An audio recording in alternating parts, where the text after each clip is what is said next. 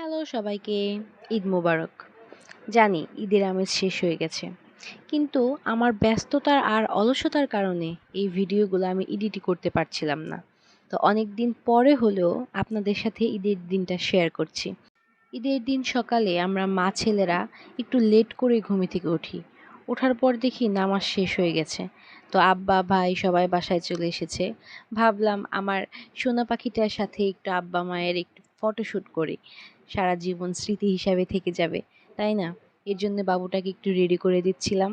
আমাদের ফ্যামিলির সব থেকে ছোট মেম্বার হওয়ার কারণে সে আমাদের সকলের চোখের মণি, আমার একমাত্র সন্তান, আমার আব্বা আম্মার একমাত্র নাতি, আমার ভাই বোনের একমাত্র বোনের ছেলে, সব কিছুই একমাত্র, একদম প্রথম।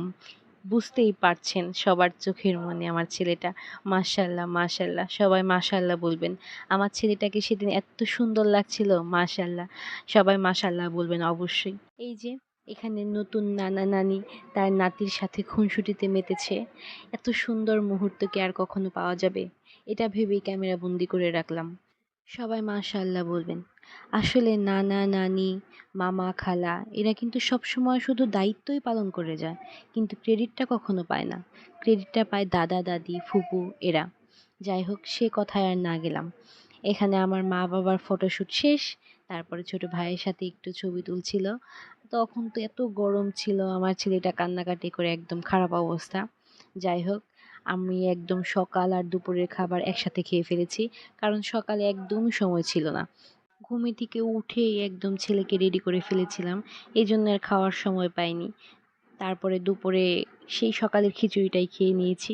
যাই হোক, তারপরে বিকেলে আবার আমরা দুই বোন আমার ছেলেটাকে নিয়ে একটু বের হয়েছিলাম, এই বাড়ির সামনে একটু ঘোরাঘুরি করব ভাবছিলাম, একটু ছবি তুলবো, একটু স্মৃতি হিসাবে বন্দি করে রাখবো। এইটাই। আমাদের বাড়ির সামনে অনেক সুন্দর, অনেক সুন্দর, এত সুন্দর পরিবেশ, মনোরম পরিবেশ, ঠান্ডা পরিবেশ। সেই গরমের মধ্যে এখানে ঘুরতে এসেও একটু স্বস্তি পাচ্ছিলাম। যদিও একটু বাতাস ছিল না, কিন্তু ভালো লাগছিল। যাই হোক, আমাদের ঘোরাঘুরি এই পর্যন্তই ছিল। আমাদের সময়টাও এই পর্যন্তই ছিল। ঈদের দিন আর কোথাও বাহিরে যাওয়া হয়নি ছোট ছেলেকে নিয়ে। এখানেই ঘোরাঘুরি করে ঈদের পর্ব শেষ করলাম। সকলে ভালো থাকবেন আর অবশ্যই জানাবেন আপনাদের ঈদ কেমন কেটেছে। আল্লাহ হাফেজ।